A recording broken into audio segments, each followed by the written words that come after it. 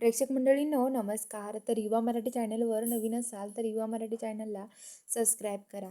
तर आजच्या भागामध्ये आता जी मालती आहे ती आबांना बोलत असते, सगळ्यांना बोलत असते, म्हणत असते की तुमच्यामुळं आज हे सगळं बघायला भेटतंय.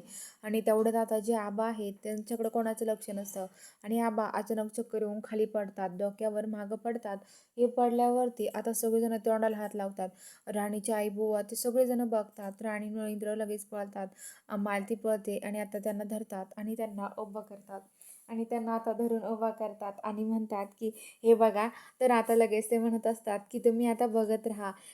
काय झालंय आबा तुम्हाला? उभा उठा ना आबा, आबा तुम्ही उठा ना, असं म्हणत असते. तर आता लगेच ते म्हणतात की काय आबांना काय झालंय आबा, तुम्हाला काय होतंय आबा, असं म्हणत असते. अहो आबा मी आहे, मालती म्हणते. आबा उठा ना, अहो उठा ना, तुम्हाला काय झालं?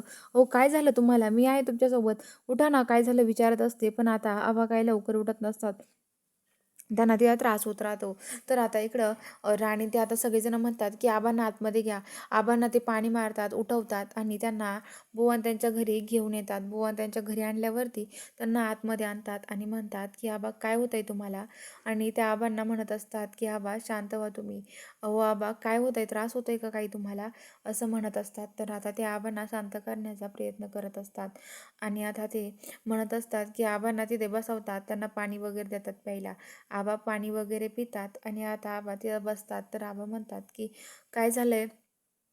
तर आबा म्हणतात की हे बघा काय झालंय रे, आणि काय मला आहे ना खरंच खूप त्रास होतोय, विक्रांतने आपल्याला फसवलंय, पण हे खरंच खूप वाईट घडलंय, हे असं करायला नको होतं. तर आता मालती म्हणते की अहो तुम्हाला खरंच नाही माहिती, ही रत्नाकाबाईसुद्धा त्यांच्यासोबत मिळून असणार आहे, कारण की हे सगळं त्यांनीच केलं असणार आहे. कारण की तुम्हाला माहिती आहे का, अहो तिला तुम्हाला जसं इंद्राबद्दल सगळं माहिती आहे ना, तसं तिला पण माहिती असेल तुमच्या तिच्या पोराबद्दल सगळं काही. तिला काही तिच्या पोरांबद्दल माहिती नसेल का? असं थोडी आहे तिच्या पोराबद्दल माहीत नसेल.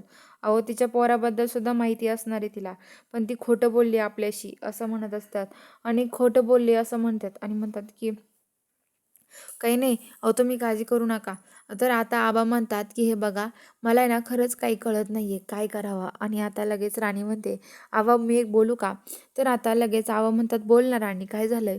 तर राणी म्हणते की हे बघा मालती तर आईन त्या रत्नाकाकीन त्या असं वागणार आहे हे सगळं काही माहीत नसणार आहे. त्या विक्रांत भाऊन ते असं वागणार आहे, रत्नाकाकीला त्यांना काही माहीत नसणार आहे.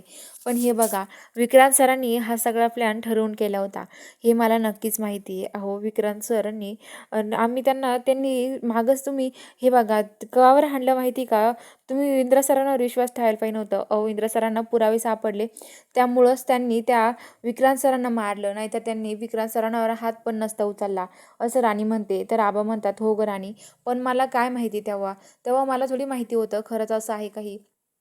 मला असं माहिती असतं तर मी कशाला काय म्हटलं असतो. पण आता आपण काय करणार हो, ह्या रत्ना मालतीचा कोणावर विश्वास नाही बसत, कुणावरच विश्वास नाही आहे तिचा. तिला कुणी किती समजावा, पण तिचा विश्वास नाही बसणार या सगळ्यांवरती, असं म्हणत असते. आणि आता लगेच ते म्हणतात, मालती म्हणते बास झालं, ऐकलं का त्या पोरीचं, आणि लगेच केलं सुरू तुम्ही माझ्याभोवती. बास करा त्या पोरीचं ऐकणं, बास. आता चला घरी. घरी जायला सगळेजण निघतात. राणी तिच्या आईवडिलांच्या पाया पडते, त्यांचा आशीर्वाद घेते आणि आता घरी जायला निघते. तर आता इकडं ते घरी यायला निघालेले असतात आणि इकडं घरी येतात तर घराचा दरवाजा आतून लावलेला असतो. आणि इंद्रन ते म्हणतात घरात कोण आलाय गड्या?